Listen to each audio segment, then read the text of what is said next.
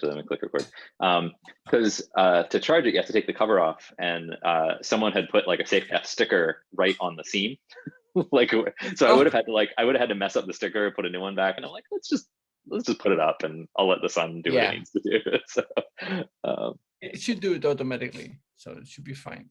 Yeah. So I know the guide has some stuff about charging it on your own, but I think it's probably fine. I think even Joe was talking about that and stuff. Yeah. I even prefer not to charge it, because then you can see how it acts if it doesn't get any power. Mm-hmm. Yeah. So if it's for 2 weeks down and then it starts to start up, so it better know what's going to happen. Mm-hmm. And in my case, because there's hardly any sun, nothing would happen. So gotcha. Yeah, and I have the location is like convenient to read it. It's not going to get a lot of like direct sun. So we'll see. Maybe I'll have to choose a different location that gets more direct sunlight. It's got like, yep, go. Yeah, go ahead. I was going to say it's a pretty like sunny spot, but there's a bit of an eave, and so there's probably only certain times of the day when like the panel will actually get direct sunlight. Otherwise, it's just probably going to be getting some ambient light from stuff bouncing around. So we'll see how it goes. Okay, you can easily see it. You can see the voltage, so it should be fine. It's 4.2, so that's okay. That's fine. So we're good for now. And I'll see over the coming weeks if charging manages to pop up, or if it doesn't ever seem to charge over the next couple of days, then I'll probably rethink if there's a place I can put it that'll get it some sun but still be pretty visible. So. And also you can modify it. It's not so hard to modify. Yeah. Really, I've done a few modifications. So how fast it uploads and when it's gonna switch in the low power mode and high power mode. Yeah, it's quite simple. So cool. Good to see. Yep. Yeah, that's exciting. And last week's anniversary event seemed to go quite well. I was impressed. Profile here. A lot of work they had. A lot of work done.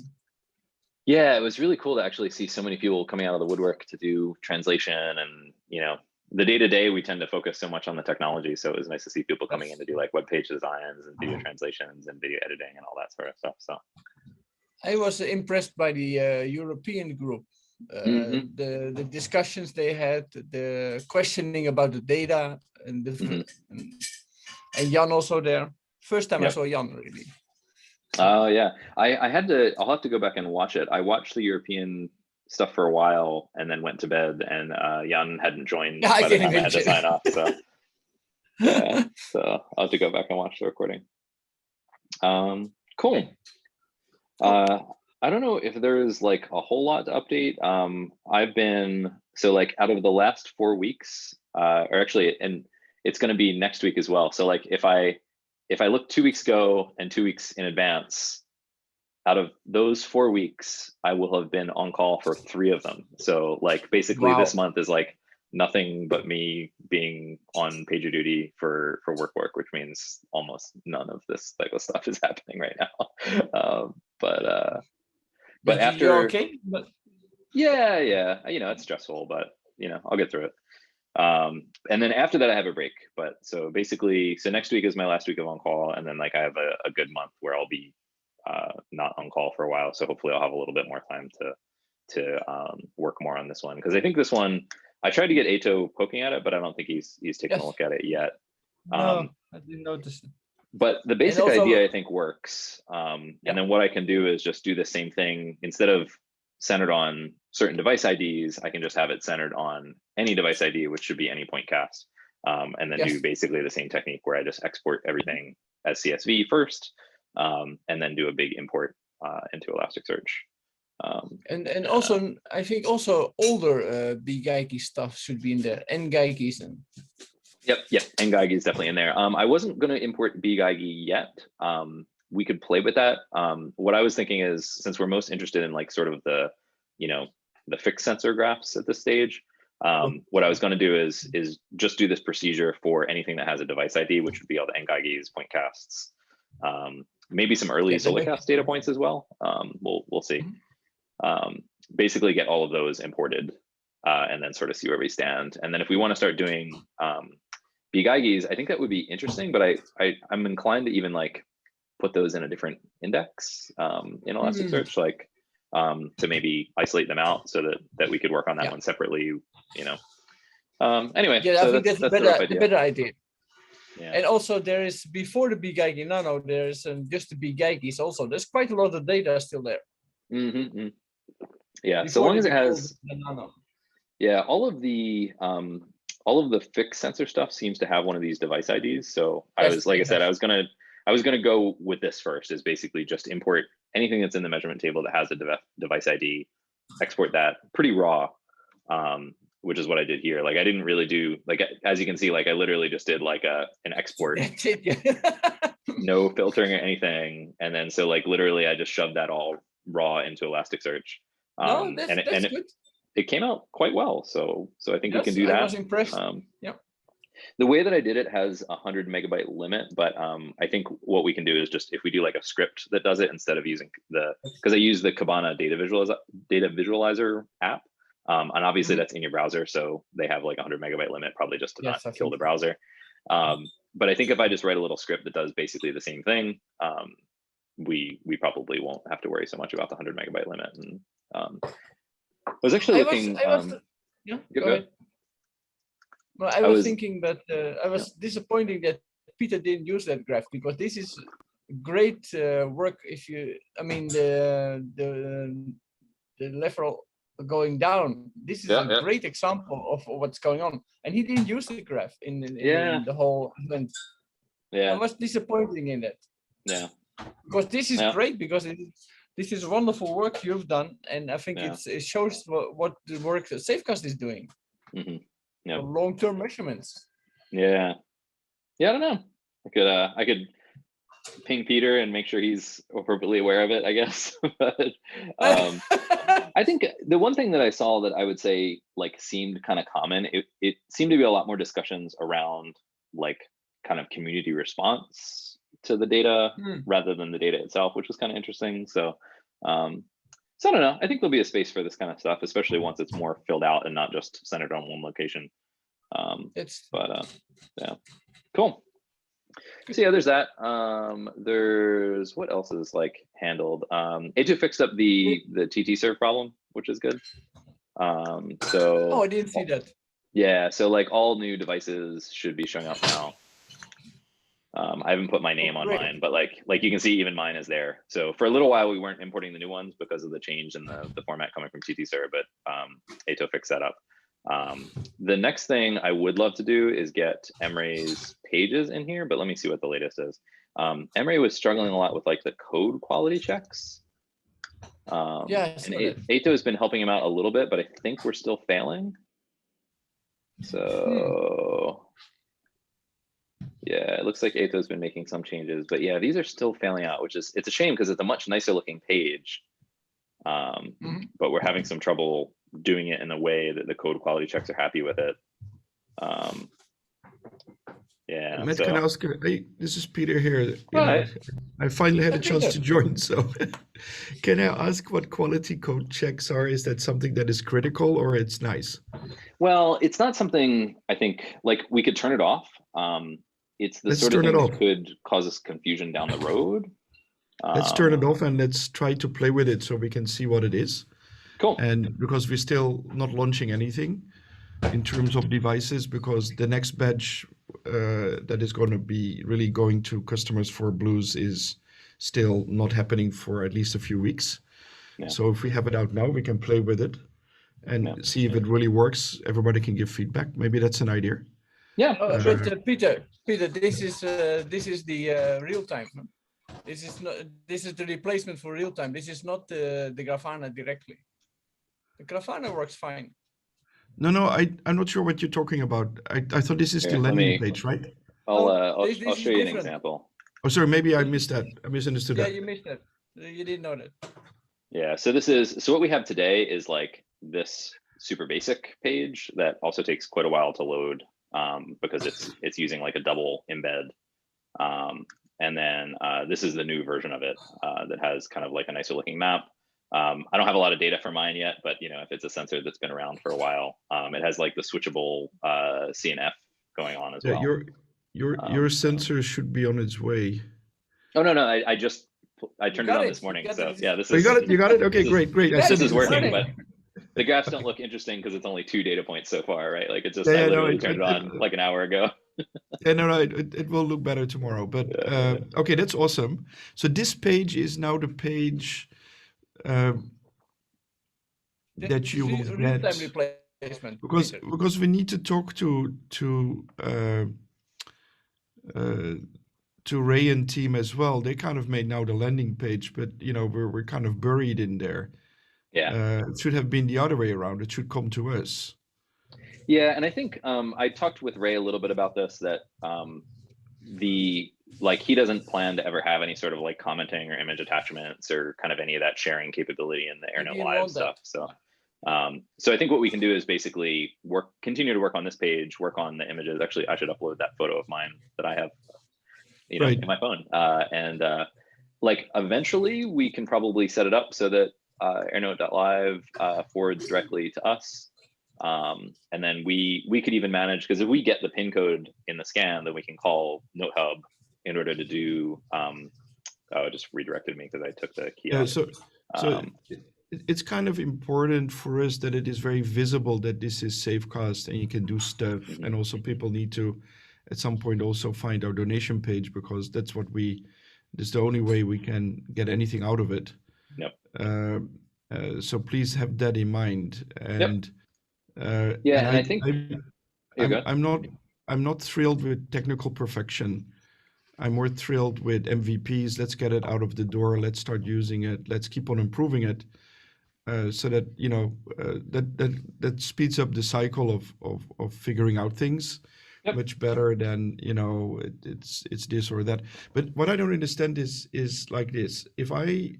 This page I'm watching right now, this is going to replace what we had till now? No, so for real time, yes. This is the idea for real time. I mean, what do you mean with real time? Or real time, this Safecast real time. Yeah. But isn't that the same? Should it not be the same? I think it probably will be. I mean, I'm sorry, I'm just trying to understand. So hanging with me. Yep. Real time, I know real time really well. I designed it. It's really old. We don't want it. But real time was designed to make sure that we had high performance in case a lot of people would go and hit the site. That's and then we had on real time, there's a story, right? You have your photos and stuff. But now when I go on my AirNote, when I hit, first of all, I go to Blues.io page where we're kind of at the bottom. This we need to change. It should come to us where we have a landing page that should do something. But now it goes to Grafana, right? Mm-hmm. Yep. So Yes. how are we going to change that is what I would want to understand. Yeah. Is this page we just saw looks good? Why don't we use that page? And I think we could. We could. I think that is a good idea, because from here we can go to Grafana if people want to know more. Yeah, from here you're going to Grafana. I have nothing against Grafana, but there's one. First, people want to have kind of the high level story, And the other thing I was thinking is, if we're building that dashboard, one is to see graphs, but if you go to real time, the first thing it shows is what is it now, right? On top, it's this is my number. Like this kind of current data. Yeah. Mm-hmm. Yeah, and I'm not saying the 1 year ago is nice to have, and I asked that before in Grafana. I said, can we just have, is there an object that just shows the value now, the last value? Yeah. And so if that is, somebody's flushing the toilet, or some noise. Looks like it's done now. I don't know what happened. I have no idea. But so if we can have, if we can focus on one page only, that looks good. And if we can have the number on top, but the reason why that is important is, what is it now? And it's the AQI, or it's the PM value right now is this. This is the main value I'm interested in, and and so so it's almost like you hold the device in your hand and you bring it up and you say, okay, this is what it is right now, and then or a little trend chart or something that shows what's up, and then you can go into more details, right, and explore things like battery voltage or whatever you want to explore on. But if we have that page, why not replace the current one? And with that page, can we have something like a Safecast logo or a thing that points people to other stuff? The other thing we talked with Ray, which is the other thing I wanted to check with you guys on, is if you go to the current radiation map, the air sensors are going to pop up on that, but it doesn't really make a lot of sense. And I remember, Rob, I'm not sure if you made it or somebody made a grafana map where we see just the air sensors on it. Is that something? Yeah, we have that. Yeah. Can we push that out or not? Or yeah, this thing. Oh wow. That was air and radiation. I think it's called all. I want to air. have. So I don't want, Nick is still. I'm not sure if Nick is on the line, but I've not heard much from Nick, and I don't want to. On the line. No. I think he's not feeling well and everything, so I don't want to push anything. But if we have this, can we post this? And I'm not sure if if the average air sensor data, that thing makes any sense. I would just knock out everything. And what happens if you click on a sensor there? Can it point to that landing page we have, or what happens? Yep. That works. So today it uses this. You right. could potentially have it point back to a landing page as well. But okay. Yep. So if we have this and we go back, if we take this page minus the stuff at the bottom, and we just put some, some basic, if we can have a basic text box there where we just say this is the map and with some links so that people can. Yeah, that's easy. Very easy to do. Right, easy to do, right? And then if we put this on our main homepage, we have this, area where we say data, and then we have say map. Then we can say radiation map and air quality map, and then we at least have air quality as a separate map, because this is going to grow quickly over time, and people are going to look for air quality. And if the current map with everything on one is very, very confusing. That's true. I agree. And then we don't focus on that map for now, but we'll focus on it with Nick when he is back online or whatever. Yeah. There's a lot of, I just don't want to go there. I want to just say, if this is good enough, let's go with this, and then we can refine from here. But at least, we have a global map. We can see where it is happening. And the size of a bubble indicates what? Currently, it's, I think, the number of data points that it has in the last 3 days. So. Okay. So maybe we can put it at the bottom to indicate what it means. And the color legend is there, so that's clear. Yeah. It all seems to be very low. Is that so? With the exception of like this around LA area, yeah, everything looks like definitely within the COVID 35 blue range. Yeah. Okay. Okay, interesting. But then again, they're all probably in need. It's winter. It is a period of the year where the quality is definitely better. Yeah, but not here. There's so much pollen around here, so. Yeah, that's what happens when you're in the middle of the woods, man. That's what I know. I know about it. It's not a place for you. Well, I also have problem with pollen because we're next to the largest park in Tokyo, and I think so. Meiji is not the best. I think the other thing is this time of year we're also going to get the yellow dust from the China desert. Not come in yet, but normally that would be a great test for our sensors. So they should really peek out on that. Yeah. If they don't, then I don't know what that means, but yeah. One thing I wanted to call out here is this also fits in pretty nicely with this story that Batran has been digging into as well. Which is sort of like what I titled as an AirNote friendly version of the BGI log viewer, so that we can show like, here's the map, here's your AirNote. Maybe there's a different way that we could word this or something like that, but Batran's been digging into it. The current mapping code is pretty dense, I think, is part of what's taking us some time, is just to kind of like wrap his head around everything that's happening, especially without Nick's support, because Nick is just basically offline. So Batran's been kind of trying to figure out what Nick did without Nick present. So it's taking a little bit of time. Because I think, Matt, because air is new and very clean in terms of data, we should be able to plot, Yep. make progress.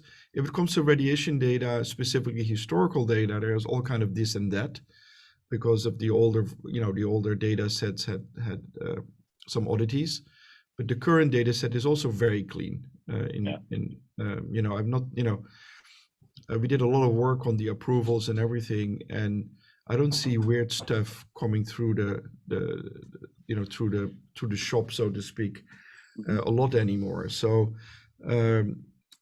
except for a big IG that clearly has a mechanical or some problem, right? Yeah. So, but anyway, so this is really good. So so if I may suggest that if we can clean this up and launch it whenever you guys feel comfortable, and then on Emre's work, I don't want to push it, but if you can just push it out and we can start playing with it, we can get a feeling I think of how it works. it's probably time, and I can use your word as a decree of sorts to say, let's so just Peter push it out there and we'll worry about it later.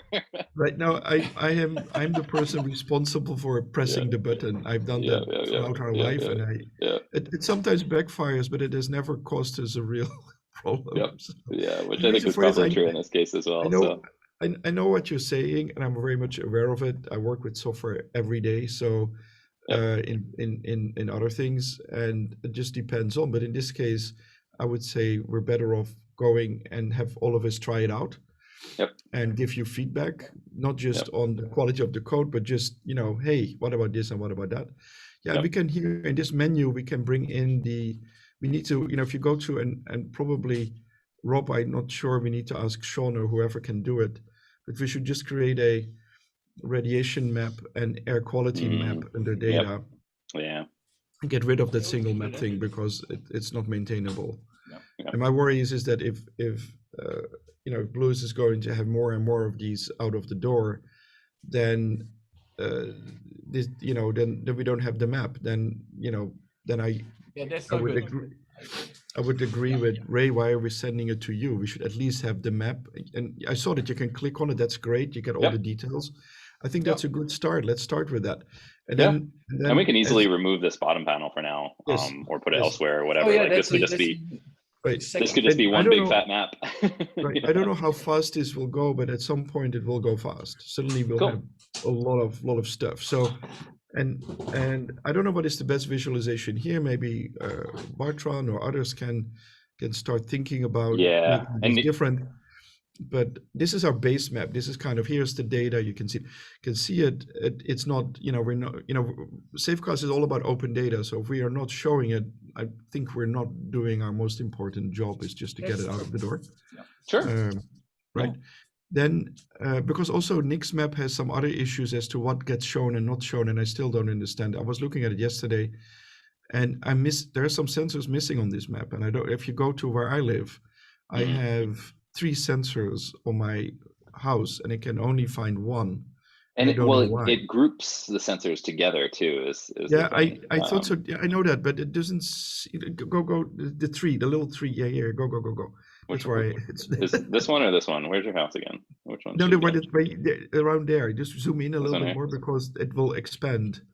You have to zoom in to make it to see it. Otherwise, you can't click on them. They're really close. But so this is my house, right? That one is my house, but I have 3 there. And then the one that is bottom there, I don't know what that one is. I think that's also my house, but it is completely wrong GPS coordinate. Yeah. Are we? And I think let me just scroll here. So that's only one device. Because I know he does grouping of devices in here, and this is a different one. Okay, so there's 2 devices. The Trunk Hotel is where I live, next to that, but I need to go up on the roof, and maybe the Rob, if you can help me with this, would be great to sort out the one. You see the one that's at the bottom? Click on that one. This one here? No, the one to the right middle. Maybe the middle one now. The middle one. Sorry, it scrolls around a little bit as I go. I don't know what this is. Yeah, we could look it up. I don't know who. What's the number? Can you see if you get it? Yeah. Oops. Did we send? Gotta take the brackets out. No, that number doesn't return anything there, which is curious. And the thing is, I have one air node prototype, one Solarcast air node, No such and file one directory. Solarcast nano, or yeah. Maybe, but I can't find my nano. I don't see any radiation data coming from my place, so maybe it died. I don't know. The nanos are quite okay normally. Because the thing is, actually that's the problem with Nick's map is that after some time they just disappear off the map. Yeah. And that's kind of a problem, because then it's like, you know, I'd rather have it just there and just say is not updated, but let it at least sit there for some time. Yeah, at least a few months. Yeah. Yeah, so we can still find it and do something about it. Yeah. But anyway, so that's fine. But this thing is real time. So here we can see all the error data coming together, right? Yep. Yeah, and this is right now we have it set to last 3 days, but I mean you could set it to last 90 days or whatever, and it'll give you whatever it has for that. Matt, if we do this for radiation, that's easy to do, to have one like this, but just the radiation. Oh yeah, same. It's already there. Can we create both, and maybe we'll have that somewhere so that we can, at least for the radiation. Now it will be not too many, but we're working on the red node, and that is still at least a month away or more. But at least we can test. You know, there's only one red node. It's in front of me. So, but then we can test that. But it can also show all the other radiation data, right, Rob? Or yeah. Solarcast, because we have now put out a few around Daiichi, which has become really interesting. But I was looking at Rob. You know, maybe you and I can team up to find out what happened. I'm sensing a few have dropped off the list again, and maybe you can help me find out what's inactive so that we can talk to those folks and get those sensors back. But this looks better than what I see. Yes, I recognize them. Yep, there they are.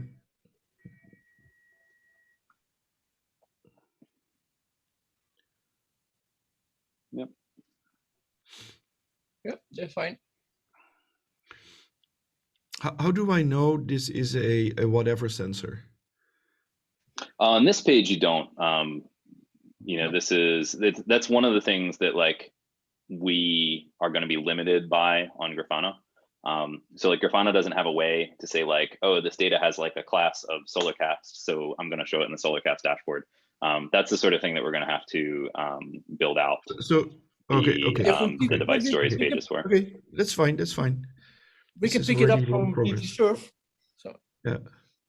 And it is all there, but the thing is we don't have like within here we have the ability to do things like look at the data, what does it say for class, and then show you a page based on the class of the device. So if you're on this page, can we, for example, I think on blues.io there is a button where you can configure your device in terms of what it shows on the display, etc. We can embed that button here as well. Yeah, we'll have to just build the integration with the NoHub API. Because I think it would be nice if we lead the charge there. Once you hit that barcode, you should be on Safecast, not on Blues, preferably, so we can control that experience, because that is the Safecast side of the deal. I know it, you know, it's okay, whatever, but yeah, I was just going to show, like, as an example, I think the Emre's version already has this built in. Yeah, so you can see if I pull up like an NGAIGI, you just get the CPM graph, whereas if you pull up an air note, you get the air quality graphs. So it's aware of the class and switches pages accordingly. If we do CPM, please do microsieverts per hour, whatever anybody says. Okay, yeah. I'm just going to be very. I know this story. I've been, you know, I started this 10 years ago. Microsieverts per hour worldwide is fine. So we can put a link at the bottom for scientists and people that are obsessed about it, but it's even nicer if we can just make an info on it. So in the corner somewhere, like in Grafana. So in the Grafana left top corner, you can put the information in there. Yeah, FAQ or something. We can write an FAQ, and we already have FAQs, and we can talk about, but microsieverts per hour will be based on a cesium, blah, blah, blah. Yes, around the world it will be different. And anyway, background radiation is a mix of all isotopes together anyways. doesn't matter. But we have that because of Fukushima, and if you don't like it, you can look at CPM. But if you're from Fukushima or anywhere near a nuclear power plant, you want to see microsieverts per hour based on that thing. And so I think that's fine. So then specifically for our, when we talk about it, then that is because that's a standardized number. CPM is based on the sensor.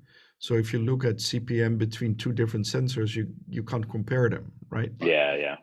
And that is, I'm not sure where it's coming from, but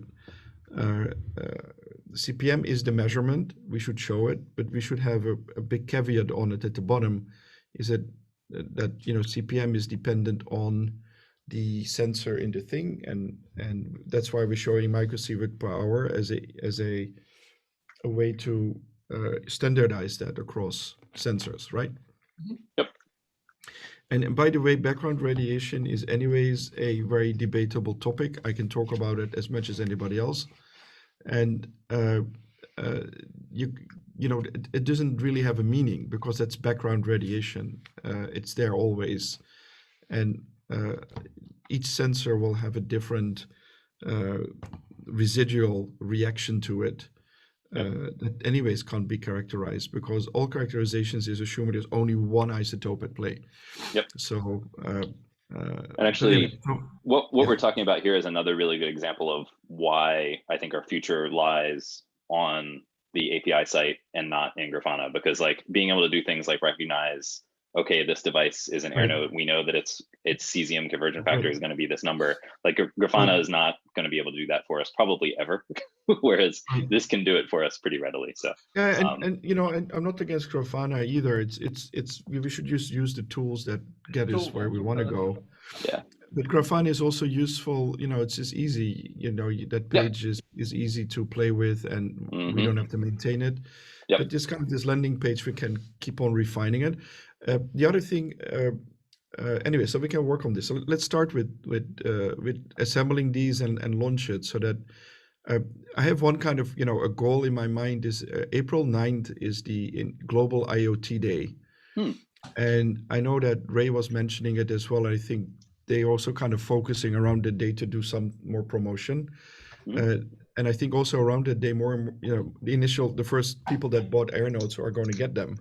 So that would be great that, we by that time we kind of really have kind of version 1.0 out of this thing. And so that people can start using it and we keep on working on it after that. So this looks pretty cool. Cool. Well, I'll get it pushed out to production. Yeah. And this runs on the API server, what we call the API, right? Yep. So this is Ruby API calls and then formatted, blah, blah, blah. Okay. Yep. And this format's okay on a mobile phone or? It does now, thanks to Emery. Okay. Emery did a lot of work on that. Yeah, he worked that out real nicely. Yeah, because that is, I think, the default way people are going to look at it because they scan that barcode on their phone, right? Yep. And then I have a question. It hides the sidebars and other things. On the top it says, that sequence on top, is that something we can make human readable, or I don't know what that means at all. Yeah. It's difficult. Yeah, but I think on the top you should have the first measurements, like Peter was saying. So just on the top the measurements, then it's fine, I think. Yeah, let's get those measurements up there. And then like if they, on the AirNode.live page, if they put in their name, we should have that data available too. Right. So we could probably show that. It wouldn't work for all devices, but it would work for anything that comes to us from NodeHub. So, right. And if we can have a link to an FAQ page, then we can start writing up some basics around, the measurements and basic FAQs and blah, blah, blah, and air quality. If you want to just put that wherever makes sense, like if you want to do something in WordPress and we can just link back to it or whatever, like I think the most important thing is to put it somewhere where it's easy for folks like you to make changes to it. So yeah, we can do that in I don't know, we can set up a page. Make a shared document, Peter. That's easier. Yep. Yeah, just a Google Doc or whatever. Yeah, that's fine. That's good. Google Doc read only mode for okay, that's why don't you just do that? And once the FAQ is there, we can work on some basic question Q&A on that and start documenting it. Okay, sounds good. Yep. So then we have all the elements there. It's not going to be super perfect, but it is going to be way more Something. than yeah, it's something. And we can see how people react to it. And also, if people have a question, they can send questions to info@safecast.org, right? Mhm. I think so. That would be good. I mean, if we have a link there, we say, Yeah. you know, I have a question, then Yeah. we can have a dialogue. And can you Yeah, scroll sure. down on this page one more time, Matt? So at the bottom, you know, you can put comments, so that's great. And You can do pictures also, too. I Yeah, see, you can okay, do upload a image photo. attachments as well. Upload a photo, right? Yep. Submit comment. Actually, Yeah, I would make that all shorter. I would just call it submit or save or post or upload that's all mine. right. You know, we can Yeah.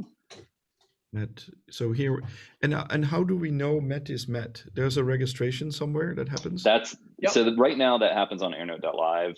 We can do that from this page, but we're going to have to build the integration with the NodeHub API. So like, I think it's from a technical perspective, it's very doable. We'll just have to have someone who can take the time and actually write it. But why does the registration happen on nodehub.io as well? Is there a logic or? It doesn't happen on nodehub.io. It's airnote.live, right? So, so like What if is you that? scan The QR, QR code goes in there. Yeah. yeah. So if you Can you scan the go to QR this? code, you'll end up here. And the important part is this pin. And that is what lets you like add a name or add like a contact email. And Ray showed this off in a really early presentation. NodeHub has an API that so long as you have the ID and the pin, you can push updates to that API the same way airnote.live is doing it. So from a technical perspective, I think we could have the QR code land on API, but first we're going to have someone build this functionality into the API. Yeah, page. or land on API and then go back here to register. If That they're might not also- registered with us, then we can redirect them to here. Can we do that? I think it might almost be trickier because you have to make sure not to lose the pin in the redirect. Right. So I don't know, but let's also think through what it means. You know, what does it mean if I register on Blues.io versus Safecast? What are we trying to achieve here? So the sensor is anonymous until you claim it, right? You don't even register though, do you? I mean, you can, but you No, don't you have don't to. register. It's just the pin. Yeah. So Gives like you I have your pin, which is an awesome pin, by the way. Which means that like I can just go ahead and tweak this and hit update, and NodeHub will accept that because I have the pin. But how do I know my pin? It's supposed to be on a QR code on the device. The reason I know yours is because Ray sent you the code in the channel. So like that was the one that you printed out the QR code for yourself because they didn't have QR stickers on them yet. Oh, yeah. Oh, this is my prototype. Okay, I understand. This is the one at my home, right? Okay. This predates that. So maybe we should do a little bit of a clean experience as to if I have a new AirNode, I scan it, what should happen and what should go where. But let's start with what we have. Let's not that needs some thinking, but if you can, Matt, if we can look at this and make it human readable, and if it displays on the phone, do we still have a Safecast logo in it? That type of thing. Yeah. Otherwise, it will embed. Always Otherwise, it embeds itself, and you'll never know you were on Safecast. We need to be really clear. You're now on Safecast, and this is not blues.io. Right? Oh, that's cool. It sits there. Nice. Post my photo. Yay! Nice window. Thanks. I was tempted to take a picture with the RV in it, but I don't know. Right. If I pan to the right, you get the RV. This is great. Yeah. And you can only post one photo, or you can post a few. No, every comment has a optional image attachment. So if you want to post a bunch, you can just keep submitting comments with more photos and. Yeah. Look at my window, right? So, and yes, it's starting to post data now, and we can see roughly where you are. Okay, yeah, this is awesome. Yeah. I think it works really well. It'll just be a lot nicer once I roll out Emre's update because it'll have more graphs and I'll have a nicer looking map and it won't take like 12 seconds to load because like this has to download Grafana twice because we have 2 Grafana embeds. So it's like a 12 megabyte bundle compared to I think the one that Emre has is like maybe a few hundred kilobytes. So yeah, and I just merged that. So once we finish up, I'll deploy that and then we'll have that one out there as well. Okay. So Grafana is kind of heavy. is what I'm It's a hearing. little, yeah. I mean, for like prototyping, it's awesome because, like you said, it's really flexible. Put this graph here, put that graph there. Maybe we like it this way. Change the Right. colors, whatever. But the downside is it's like a 6 megabyte bundle, and then it's 6 megabytes per embed. So if you do 2 embeds like we Really? did here, it's Wow. 12. Yeah, that's not And very, yeah, very great. Yeah. no, it's not. No. And it's really aggressive about its cache busting too. So like it doesn't. You'd say like, oh, the browser can cache it, but the way Grafana serves you the bundle, it's mostly not cached. So this And pushes it every. Now I noticed that it is really slow on my phone.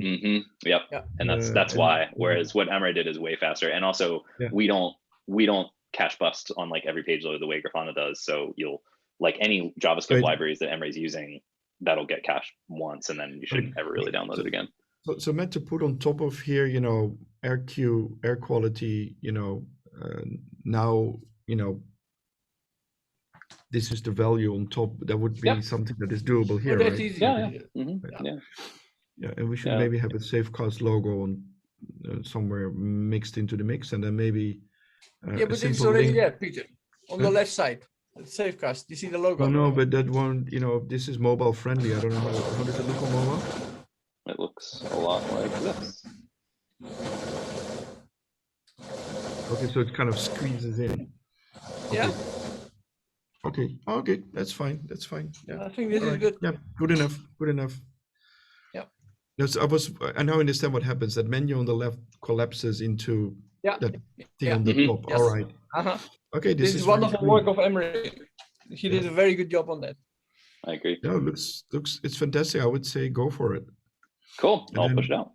Yeah, if you once you And push it out, if you maybe just- we should put some links in the top directly to the Safecast normal page and other things. But what happens So- if you click? What happens if you click on the Safecast logo? Does that bring you to Safe or where does that go? No, nothing right yet. now. Just an image. That's a Can good we- idea. To put it can we make that- directly to Safecast.org. That's good. Yeah. Yeah. Let's link that to our homepage. That would be awesome. That will help already. And then if we make that big map, you know, the global map, where would we link that? It's a good question. Maybe where you have more sensor data, we could have. Like global you know, map is in here I as would well. call Maybe. that. I would call that. Yeah, more Yeah. analytics or more. You know, but we could have maybe a button there. You know, global map, and then send it to the global map. Yep. Yeah, that's a good idea. And then maybe we can, if it is possible, to go back to the blues.io page for, you know, device settings. Then you can set the frequency and stuff, right? Mhm. Is that easy to do? I don't know how. You need the device node ID. If you want to go I'm back not sure to that- because you need the user code, the pin code for that. Yep. It's a little more challenging, I would say. Technically feasible, but someone's gonna have to put in the Okay. time to. Anyway, so let's just take note of that. Integrate.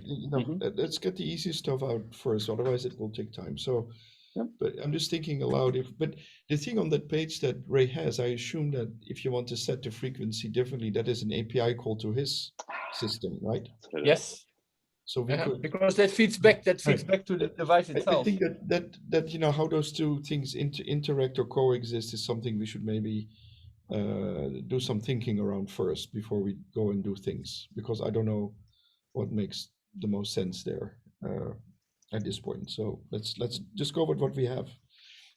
Cool. Maybe we can talk with Ray at some point to say how do we want it to be collectively, jointly. Because him having an email also allows him to send a message to somebody if, you know, a firmware update is to be done or Yeah, no, you can just push them.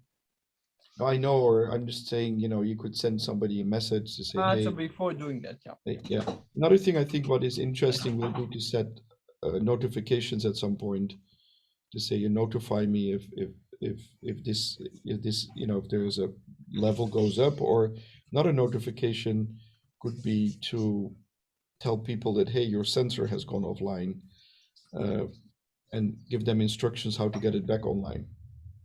Yeah, that should be in our site, our Yeah, part. I think so. You know, once we notice after some time, we can say, hey, your sensor has gone offline, you know, these are the steps to do it or to get it back, or you know, or mark your sensor as gone, right? Then it's simple. You can just say this sensor is is gone, right? So this account is over. We keep the data, but that's it. I think there's also going to be people that at some point want to have their association with the data be removed, right? So keep that as a note for privacy. Peter, sorry to bother, but Matt, you still have time? Because well, we're gonna get cut off. We're gonna get cut off in 2 minutes. I also have to run. I have to run as well, but this is very good. So whatever we discuss, if I would suggest as we talk, push things out that we have, get the global map out, so we have all the elements, and then we can start working with that and get feedback and learn as we go. Yep. On that account, and we can all use it, right? We all have sensors now, so we can scan and we can interact and we can do as we go. Rob, you received yours as well? No, probably today. Then it will come today. Well, thank you, Peter, for sending. Yeah, no, it's from Ray, of course. Yeah, I understand, but you sent it. Yeah, of course I sent it. I put a label on it. And I think there's one going to ATO as well. So we can get it as well. So if there's anybody else that really wants one, just let me know. I have only very few left. So cool. But I want to. I have my developing kit ready for it. We should send one to. We're about to get cut off, so should probably wrap it up. By the way, where's Emre right now? Germany. Can somebody get me his address? I'll see if we can send him one. That would be nice. We'll do. Yeah, he would appreciate that. Yeah, let's see if we can get him one. And whoever, so who else is working hard on this? Emre, and that's it. Emre Bandraf. What is it? Okay. Batram, can you do me a favor? Can you reach out to him? If he, I know he's in Tokyo, I can just send him one. Yeah. I think all the developers should have one. That would be great. Okay, let's do that. So if you can help with that, then I'll see if I can organize that. Alrighty. Great. All right. Have a good one. Okay. Thank you. Talk soon, guys. Have a great day. Yeah, you too. Okay. Bye-bye. Bye-bye.